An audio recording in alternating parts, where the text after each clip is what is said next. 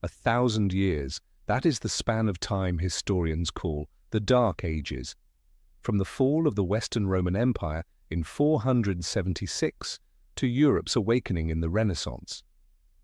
But if you turn back the pages of history, the first thing you sense is not darkness, but emptiness. A chilling void where the great shifts in society, culture, war, and science seem to have vanished entirely from the timeline. We are told this era was steeped in chaos, ignorance, and superstition, that no one created, no meaningful achievements emerged. But have you ever asked yourself, how could that possibly happen? For nearly a millennium, on a continent that once gave birth to brilliant minds like Aristotle, Archimedes, and Cicero. And more importantly, who labeled it the Dark Ages in the first place? No one other than the Church, or more precisely, those who seized control of knowledge, books, and the collective memory of a fallen civilization. When Rome collapsed and the secular world crumbled, the Vatican, in its early form as the Christian Church, rose like the lone beacon still standing. But the light it cast, was it truly meant to illuminate the way, or simply to blind the eyes? Entire libraries, schools, and research centers of the ancient world were burned or cleansed in the name of faith. Thousands of manuscripts in Greek, secular Latin, and Coptic quietly disappeared from the map of knowledge. Only those texts painstakingly copied into doctrinal Latin, a language accessible only to specially trained monks, were allowed to survive. And those surviving texts were kept nowhere else but within the monasteries, churches, and ultimately, the Vatican's secret archives. No secular power remained strong enough to resist. No independent scholarly system existed to verify the truth. For hundreds of years, what Europeans knew of their past was only what the Vatican allowed them to know. So was the Dark Ages truly an era of human backwardness? Or was it a manufactured fog designed to conceal something deeper, something darker? Perhaps history was not lost, merely sealed away. And if that is the case, the question is no longer what happened, but who wants you to never know that it happened at all? Tonight, let's drift together with bedtime history into the flow of stories that have never been fully told, because perhaps within those forgotten fragments, we might just rediscover a piece of the truth about history, about the world, and about ourselves. The year was 476. It is the moment modern history books mark as the death knell of the Western Roman Empire. A child of royal blood, Romulus Augustulus was deposed by a barbarian general named Odoacer. An empire that had lasted for centuries vanished after a bloodless coup. This event, according to historians today, signals the start of the Dark Ages. Yet the strange thing is this: no one living at that time called it a collapse. No funeral bells rang out from the Roman Forum. There was no grand funeral for an empire that had once conquered nearly the entire Western world. And, more unsettling still, no one truly recorded in detail what happened next. You would think such a monumental event would leave behind a clear trail in history, documents, chronicles, memoirs, at the very least letters or first-hand accounts. But, curiously, the deeper you dig from the 5th to the 8th century, the denser the fog becomes.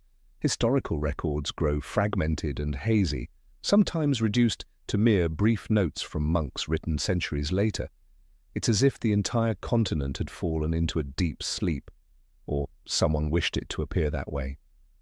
And then one name begins to surface again and again. Not an emperor, not a scholar, but the Church. The moment Rome ceased to be a political center, it became the spiritual heart of a new emerging world. The Church, once a small persecuted sect, now wielded a kind of power the Caesars themselves had only dreamed of, the power to govern human souls and their collective memory. Who preserved history during this era? Not the schools, they had been dissolved, not the intellectual class. They had fled, been silenced, or killed. It was the Catholic monastic orders, monks who copied religious texts within their monasteries, translated ancient works, and decided what was worthy of preservation. Stories, victories, defeats, all were filtered through a theological lens.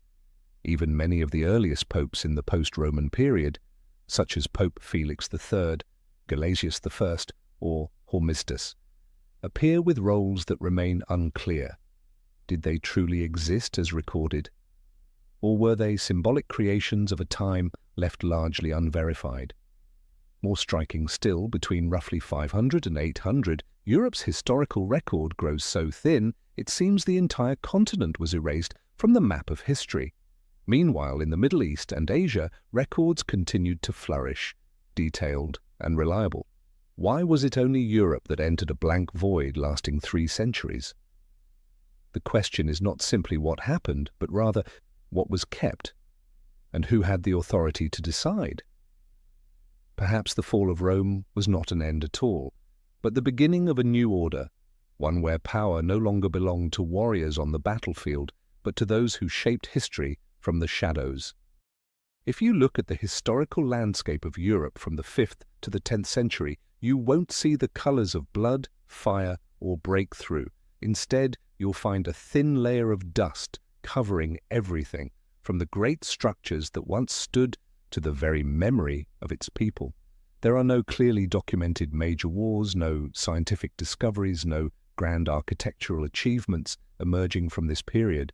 It's as if the entire continent had slipped into a deep hibernation. But this was no natural sleep. It was as if someone had thrown a heavy blanket over Europe, blocking the light and erasing memory.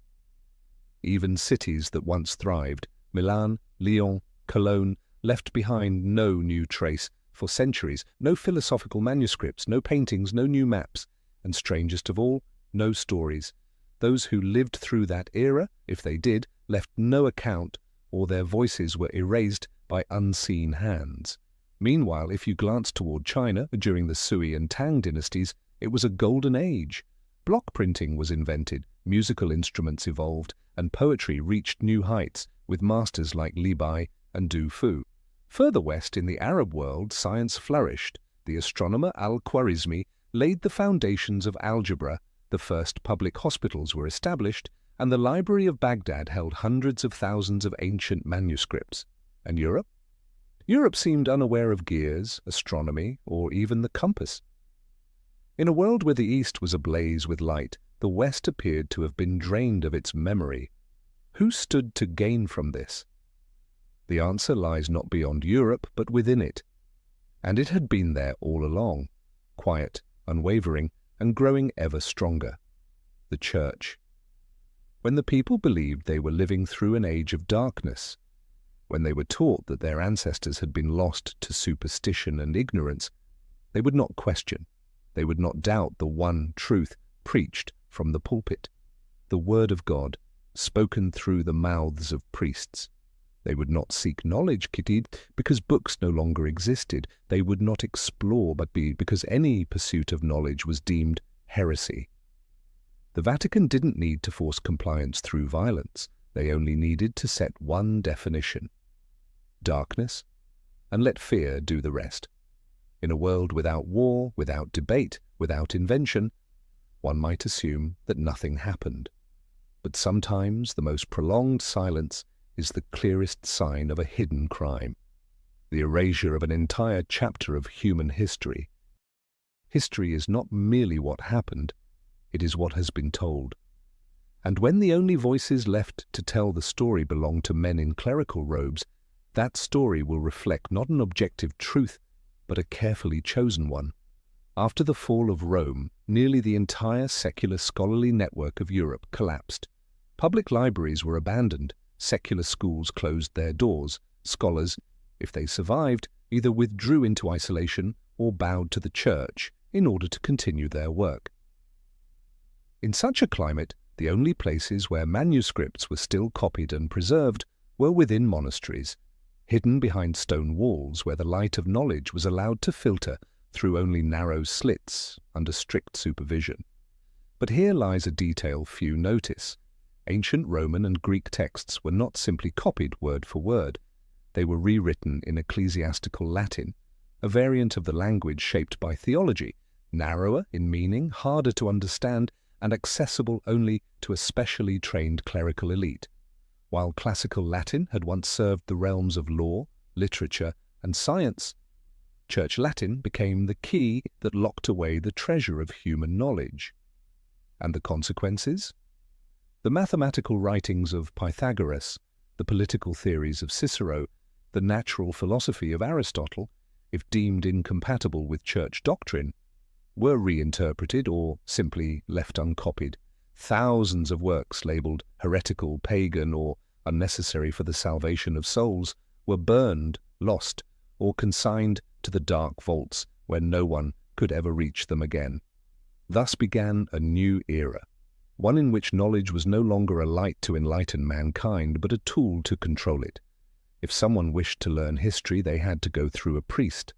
If they wanted to read an ancient text, they required permission and were taught to interpret it the right way. Independent verification vanished. Debate was forbidden. History became doctrine, and doctrine could not be challenged. It is often said history is written by the victors. But in this case, the victors did not need to rewrite the story from scratch. They only needed to preserve what served their purpose and let the rest fade into oblivion. And so, within the shadows of stone monastery walls, a new version of history was crafted, not with blood and fire, but with ink and silence. Throughout history, there are silences so profound they make us wonder, did those periods truly exist? A bold theory, known as the phantom time hypothesis, sent shockwaves through the historical community in the late 20th century. It claims that roughly 300 years of the first millennium, from around 614 to 911, never actually happened. In other words, we may be living in a timeline that was artificially added. At first, the idea sounds absurd, but when you examine the scattered clues within European historical records, it begins to send a chill down your spine. Why are there so few reliable events recorded during that span? Why do historical texts from different regions contradict one another when dating the same events? Why do certain kings, battles, even entire dynasties, appear to be mere copies of earlier history, only with different names? One striking example, Charlemagne, supposedly ruling in the early 9th century, shares uncanny similarities with Constantine the Great of the 4th century. From military campaigns, forms of governance, even down to administrative reforms, everything seems like a reprint of the past, yet no one dared to question it.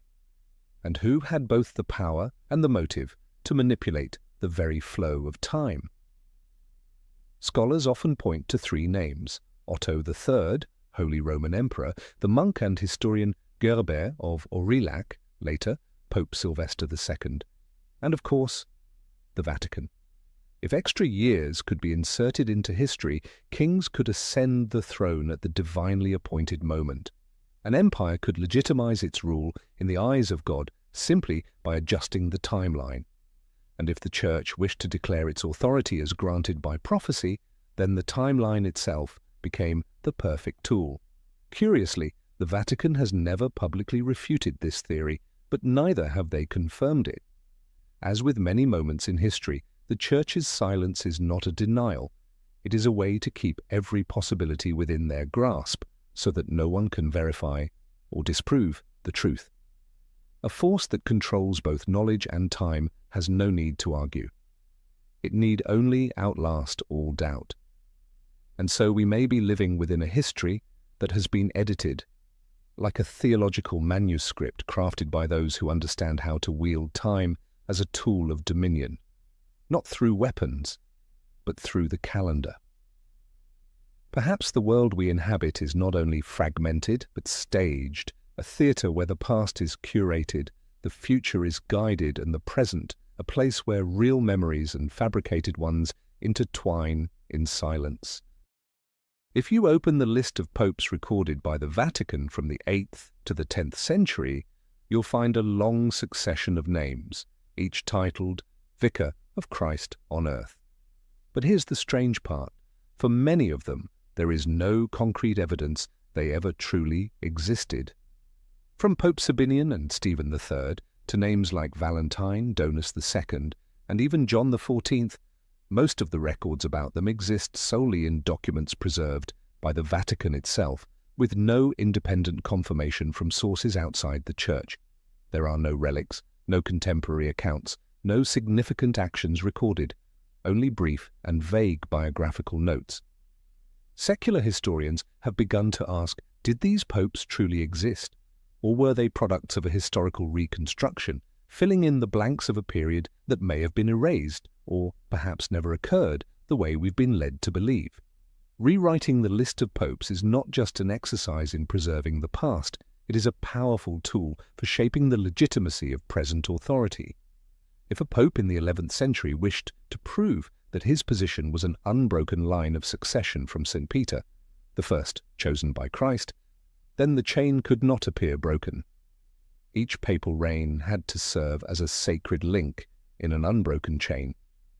And if a few hundred years of history happened to be missing, all they needed to do was insert the necessary names. It didn't stop there. The Vatican also canonized many figures for whom no archaeological evidence or historical proof exists outside of legend. These saints are often described as having lived, suffered martyrdom, and spread the faith, precisely during the very periods now suspected of being empty, a coincidence too convenient to ignore.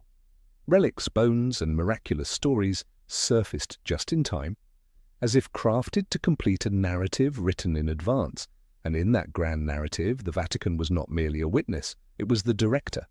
What did this systematic creation achieve?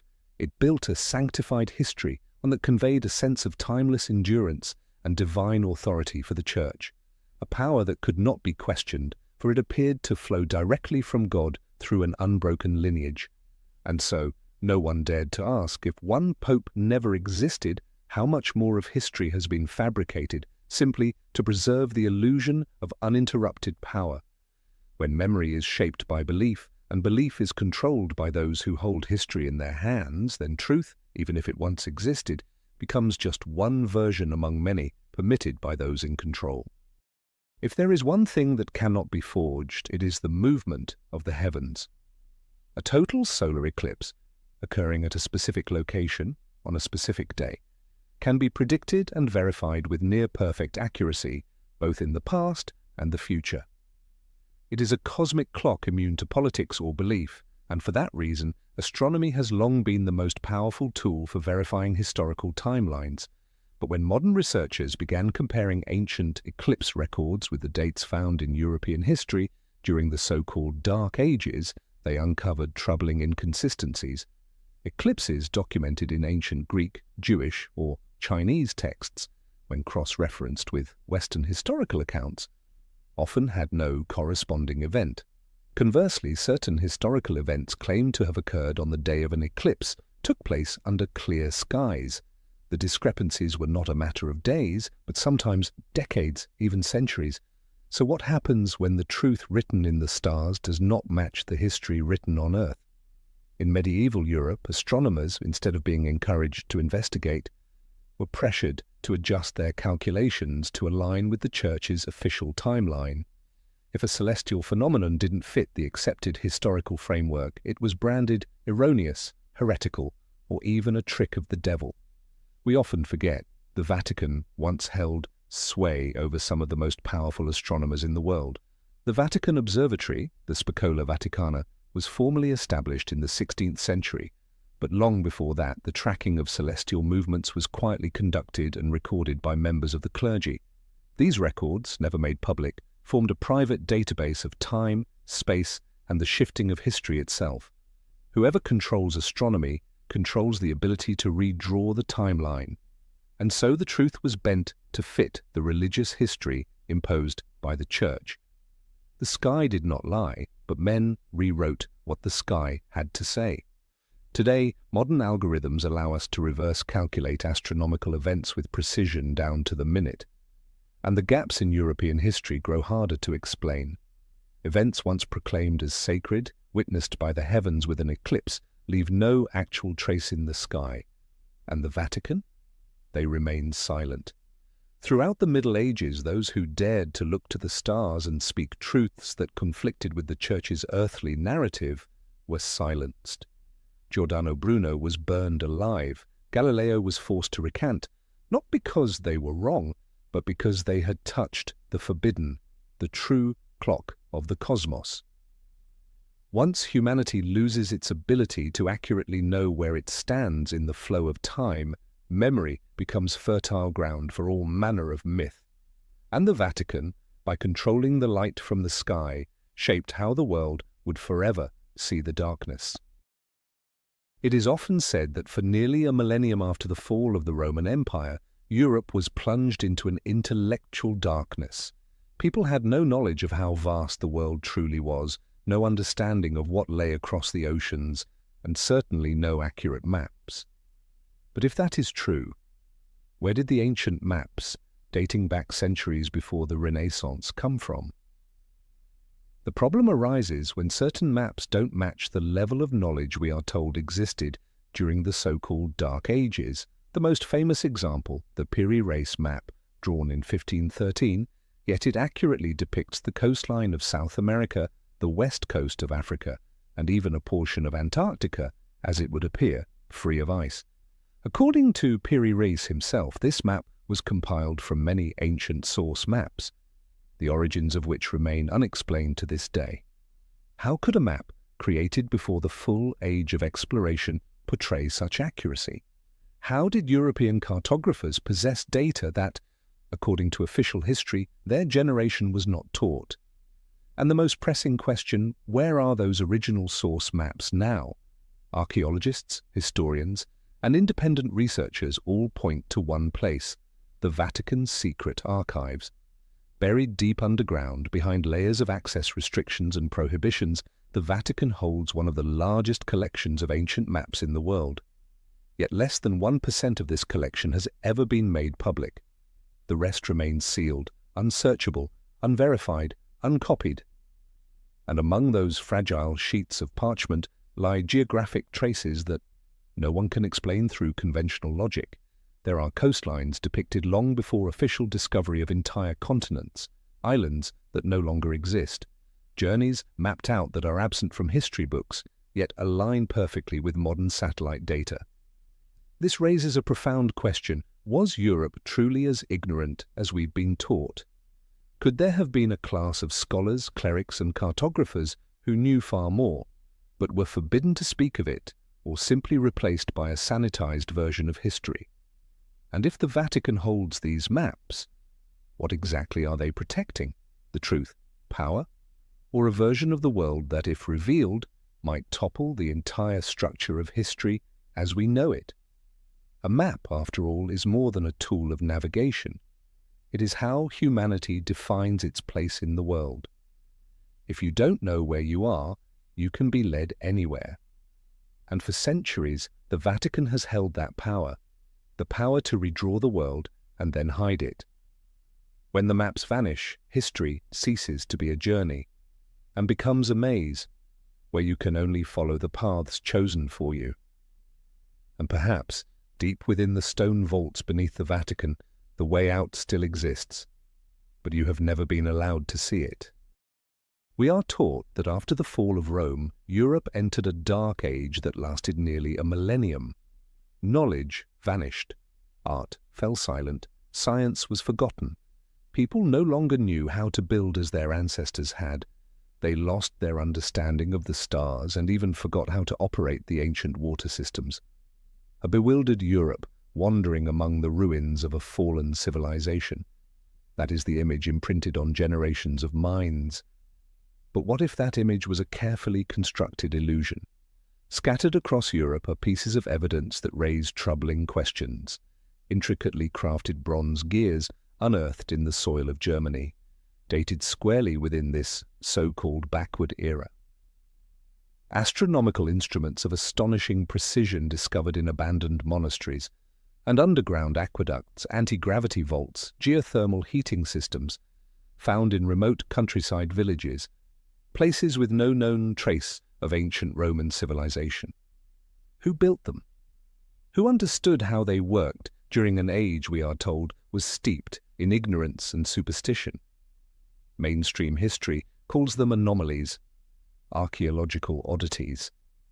And as usual, when something cannot be explained, it is quietly ignored.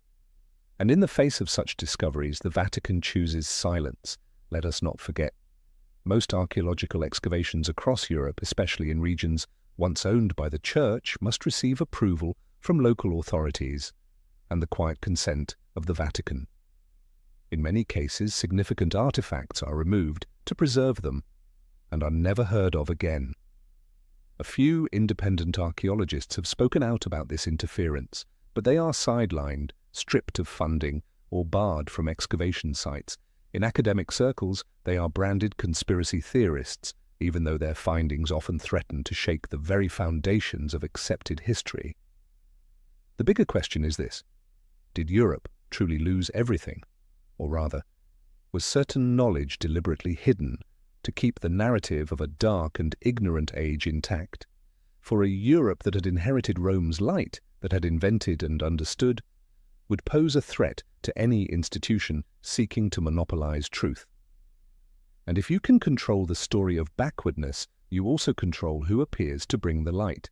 The Vatican, by maintaining its silence in the face of evidence that contradicts its narrative, does not need to lie. It only needs to uphold the story. And sometimes, silence is the most powerful form of control.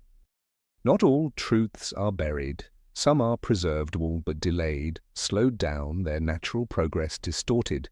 And it is in this delay that true power is born. When we look back at the progress of human civilization, a strange pattern emerges. From ancient Rome to the Renaissance, the pace of invention was almost frozen. A simple mechanism like the rotating shaft, something the Greeks had mastered, did not reappear until the 13th century. Principles of mechanics, astronomy, and medicine, once explored by Aristotle, Galen, and Archimedes, vanished, only to resurface centuries later, as if they were entirely new discoveries. The real question is not why this knowledge disappeared, but who delayed its transmission, and for what purpose. Once again, the answer points us back to the Vatican, the sole institution that preserved ancient manuscripts, controlled the vast network of monasteries, schools, and Europe's largest libraries for centuries. In their hands lay the world's knowledge.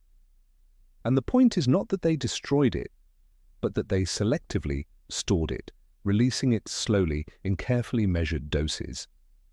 When a religious power controls not only souls, but also the flow of history, delay becomes a weapon. A society that only copies the Bible and asks no questions will not invent. A generation taught only of heaven and hell will not concern itself with astronomy or anatomy. 1,000 years without innovation does not mean people were ignorant. It may mean they were steered into a pre-written historical script. In this way, time itself ceased to be an objective flow. It became a tool of control. If you control the timeline, you control both the past and the future. The Vatican did this by controlling official history, dictating the dates of events, deciding when something was allowed to exist in humanity's collective memory. They slowed awakening, not with swords, but by delaying knowledge. And when the world finally rediscovered what once existed, the Church was there to lead the way, as if they had not hidden it all along. It was a subtle strategy, requiring no war, no bloodshed, only the gentle bending of time at just the right moment. And in that controlled flow, an entire civilization would move more slowly, awaiting permission from the hand that held the clock. At the heart of the Vatican, beneath ancient stone blocks where sunlight has never reached, lies a vault shrouded in more legend than fact. It is the Vatican's secret archive, Archivum Secretum Vaticanum, a place whose very name is enough to send shivers down the spine of scholars for what might lie behind its locked doors. This archive is no myth, it is entirely real, but no one in modern history has been granted full access to it.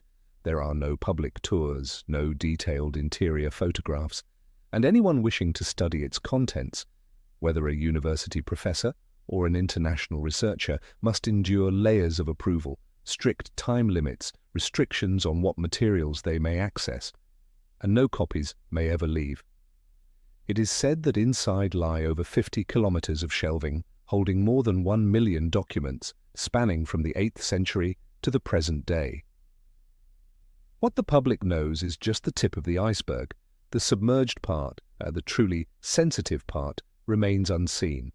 No pope has openly entered every section, no cleric has revealed its deepest contents, and every detailed map of the archive's layout remains strictly classified. Rumor has it the archive holds original manuscripts excluded from the Bible, secret records of heresies and ancient magic, private journals of popes from the earliest days to the present, including things they would never publicly confess, and most intriguingly, ancient maps depicting the world in ways vastly different from what we are taught. Yet what makes the Vatican's secret archive so unique is not the volume of documents, but the way they are withheld. Centuries ago, the Vatican defined the word secretum not as secret in the modern sense, but as private. It was a clever linguistic shield. We are not hiding, we are simply keeping it private. But if what you are keeping private includes the truth about human history, is it still just an archive? No one knows exactly what is concealed within. But everyone knows this: if there is any place on earth capable of guarding the missing pieces of history, it is this one. Not because of its depth, but because of the absolute silence that surrounds it. And when a religious institution holds a library where even kings, professors, and scholars cannot freely enter, then perhaps true power does not rest upon a throne, but upon a shelf no one has yet been allowed to fully read. There are documents that were not lost, not damaged, not destroyed by war, but simply hidden, carefully, systematically, intentionally. Inside the Vatican's secret archive, according to scattered accounts from a few scholars granted limited access, there are ancient manuscripts that predate the Middle Ages, even the very birth of the Christian Church. They are not myths. They do not come from distant eastern lands. They are the products of a body of knowledge that once existed within Europe itself, before that light of knowledge was dimmed beneath the cloak of faith. Some of these manuscripts are said to be written in ancient languages not yet fully deciphered, perhaps a Proto-Latin or even heretical Greek. They contain astonishingly accurate astronomical records, anatomical diagrams of the human body, and philosophical reflections that far surpass the theocratic worldview the Church would later impose. Why are they hidden? Because they conflict with the constructed order. If there were proof that Europeans once possessed advanced knowledge even during the so-called Dark Ages, the entire narrative of Christ brought light back to a dark world would crumble. If wisdom existed outside of the Bible, the Church would lose its claim to sole authority over truth. An ancient manuscript detailing non-Euclidean geometry from the 4th century. Another describing planetary motion along elliptical orbits, concepts not publicly introduced until Kepler's time. Or a medical handbook from Gaul, written in a mix of Latin and Celtic, containing healing formulas modern medicine still cannot replicate. These things were not forgotten, and they were concealed. And the strange thing is this: whenever someone happens to uncover a fragment, a passage, a single page, someone always appears to retrieve it, invariably under the guise of cultural preservation or protecting the faithful from distortion. But truth does not need preservation in the shadows. It needs only to be free. Yet the Vatican, acting as both guardian and gatekeeper, has granted itself the power to decide what may be revealed, what must remain dangerous. And dangerous here does not mean false, but rather too true, too soon. Perhaps these manuscripts have not been lost at all. They may still lie preserved within stone walls upon wooden shelves in perfect conditions, but as long as they remain unread, unshared, unseen, they might as well not exist. And that is the most insidious form of destruction history has ever known. Knowledge preserved so that it can never spread. Perhaps no book in human history has been more tightly controlled across the millennia than the Bible. More than just a sacred text, it has served as the legal, political, and social foundation for a vast spiritual empire stretching from Europe to South America. Yet what few people realize is this: the Bible we read today is not the original, but the result of a long process of editing, selecting, excluding, and erasing. The Vatican has never denied this, but it has never explained why certain texts were excluded or what might happen if they were released to the public. Scholars refer to them as apocrypha, but the word apocryphal here does not mean false. It simply means these writings were not permitted to circulate, not to be read in church, and not included in the official canon of the Bible. Among them are powerful texts: the Gospel of Thomas, the Gospel of Mary Magdalene, the Gospel of Philip, the Book of Enoch, and the Gospel of Judas Iscariot. These writings present a very different image of Jesus, not as a distant supernatural figure, but as a spiritual teacher calling for inner awakening and urging people to seek the truth within themselves, rather than depending on any religious institution. If that were accepted, what then of the Church's unique role? What of its position as the intermediary between man and God? Some texts go even further. Speaking of human history before Adam, describing cycles of destruction and rebirth on earth, or referencing the existence of beings of light not part of the visible world. Such ideas stand in direct opposition to the creation doctrine the Vatican has upheld for thousands of years, and so rather than allowing these texts into academic discourse, they were stamped as heretical, not to be printed, not to be taught, not to be discussed. For centuries, simply possessing a copy of one of these texts could lead to execution, burning at the stake, or life imprisonment. Even more telling, many of these texts were later discovered in ancient monasteries, secretly copied by monks, as if they knew that one day the truth would need to be told. Today, although some of these works have been declassified and republished, the Vatican still refuses to recognize the doctrinal value of any of them. They remain silent. They invoke sacred tradition. Yet with each passing day, the question becomes more obvious. If these writings were truly worthless, why hide them so well? Perhaps what the Vatican fears most is not that people will believe the words, but that people will start asking questions. And in history, every true awakening has always begun with a question that seemed, at first, harmless. Not every war is fought on the battlefield. Some wars are far more silent, with no swords or shields, yet capable of setting entire civilizations back by centuries.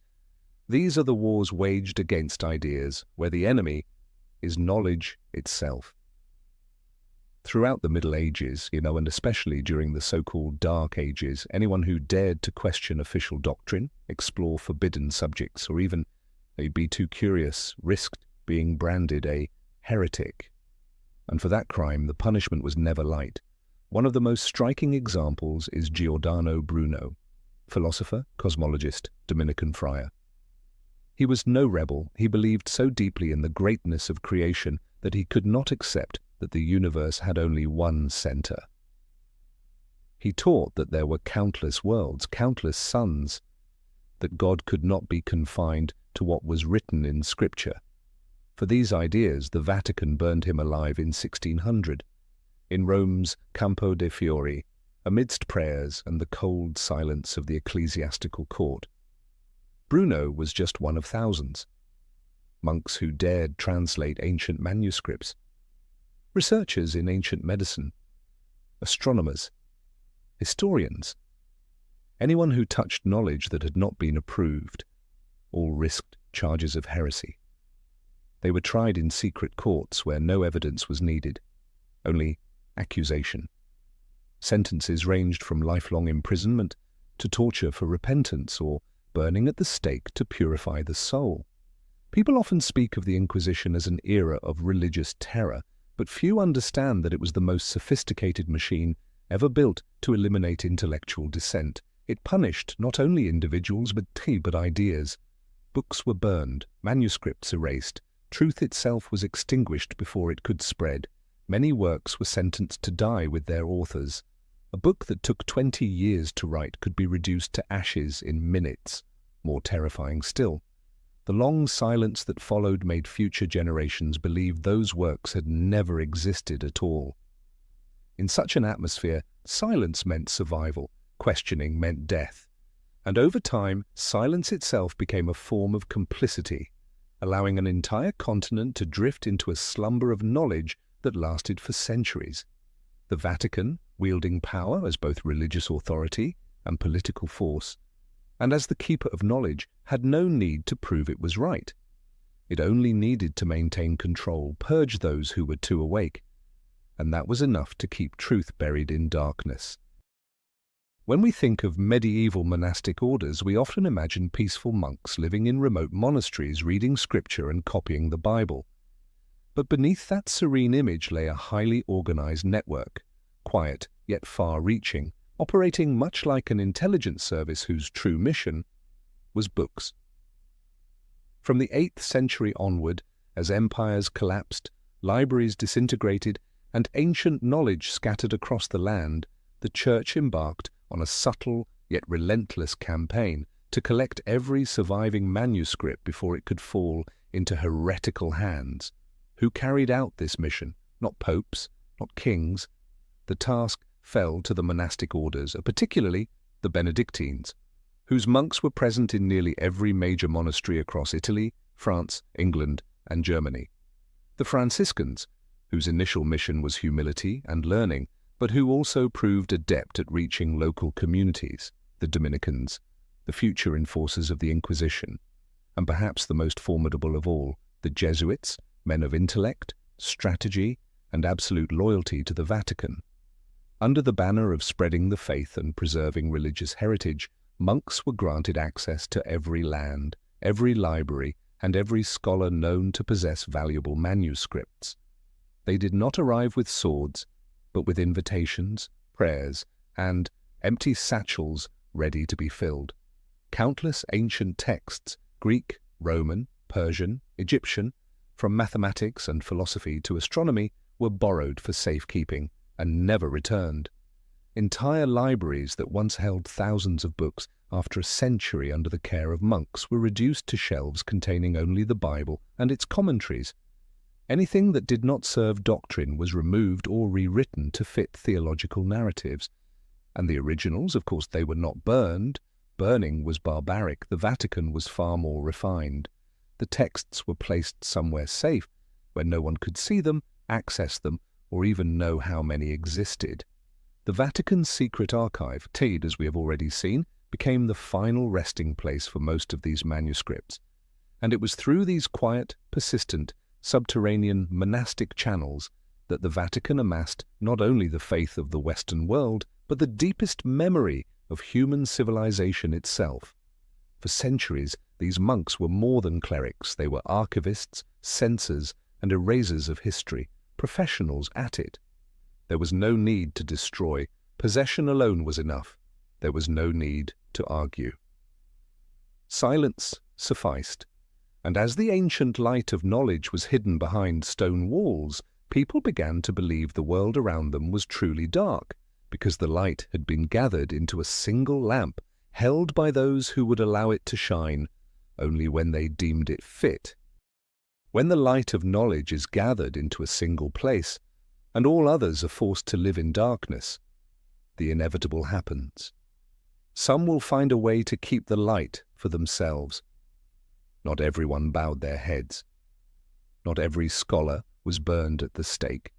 Some survived, not by betraying the truth, but by hiding with it. And slowly, over time, across generations, a secret network began to form, the secret societies. There is no official record pinpointing when these societies first emerged, but from the 11th to the 14th centuries, their traces began to appear. Strange symbols etched into churches, mysterious carvings in crypts, architectural works of remarkable sophistication that contained knowledge well beyond their era. Among them, the most prominent, Freemasons. Originally master builders, they evolved into a closed intellectual community, rich with codes, rituals, and an intricate hierarchy. They constructed Europe's greatest cathedrals, yet adorned them with symbols unrelated to Christianity: the sun, the moon, the eye, spirals, mathematical ratios. Rosicrucians, a mystical brotherhood rumored to possess ancient wisdom from Egypt and Babylon, passed down through generations in handwritten manuscripts and layered metaphors. Alchemists, branded by the church as sorcerers, but in truth chemists, philosophers, and astronomers seeking truths beyond the boundaries of sanctioned faith. These societies shared a common thread. They did not deny religion, but neither did they submit to it. They believed there existed a primordial stream of knowledge, deeper, older, and truer, which predated the religious institutions that later sought to redefine reality. And most crucially, they suspected that the Vatican had seized much of that knowledge and buried it behind stone walls. This is why many Masonic symbols can be read as underground maps, a way to pass on truth through imagery during times when spoken words could lead one to the stake. Geometric designs, symbols like the letter G, God, geometry, gnosis, or the compass and square, all encoded ancient wisdom understood only by those who were initiated. The secret societies did not openly confront the Vatican, but in the shadows they served as a counterbalance. They did not seek to overthrow religious authority, only to ensure that the flame of knowledge was not extinguished. And this raises a deeper question. If secret societies managed to preserve fragments of the truth for centuries, it means that the Vatican could not control everything. History, no matter how distorted, always leaves traces. And sometimes it is those who operate quietly on the fringes who hold the final key, the one that can unlock the door leading out of the dark ages. When the light of knowledge is gathered into a single place, and all others are forced to live in darkness, the inevitable happens. Some will find a way to keep the light for themselves. Not everyone bowed their heads. Not every scholar was burned at the stake. Some survived, not by betraying the truth, but by hiding with it. And slowly, over time, across generations, a secret network began to form, the secret societies. There is no official record pinpointing when these societies first emerged, but from the 11th to the 14th centuries, their traces began to appear. Strange symbols etched into churches, mysterious carvings in crypts, architectural works of remarkable sophistication that contained knowledge well beyond their era. Among them, the most prominent, Freemasons, originally master builders, they evolved into a closed intellectual community, rich with codes, rituals, and an intricate hierarchy. They constructed Europe's greatest cathedrals, yet adorned them with symbols unrelated to Christianity: the sun, the moon, the eye, spirals, mathematical ratios. Rosicrucians, a mystical brotherhood rumored to possess ancient wisdom from Egypt and Babylon, passed down through generations in handwritten manuscripts and layered metaphors. Alchemists, branded by the church as sorcerers, but in truth chemists, philosophers, and astronomers seeking truths beyond the boundaries of sanctioned faith. These societies shared a common thread. They did not deny religion, but neither did they submit to it. They believed there existed a primordial stream of knowledge, deeper, older, and truer, which predated the religious institutions that later sought to redefine reality. And most crucially, they suspected that the Vatican had seized much of that knowledge and buried it behind stone walls. This is why many Masonic symbols can be read as underground maps, a way to pass on truth through imagery during times when spoken words could lead one to the stake. Geometric designs, symbols like the letter G, God, geometry, gnosis, or the compass and square, all encoded ancient wisdom understood only by those who were initiated. The secret societies did not openly confront the Vatican, but in the shadows they served as a counterbalance. They did not seek to overthrow religious authority, only to ensure that the flame of knowledge was not extinguished.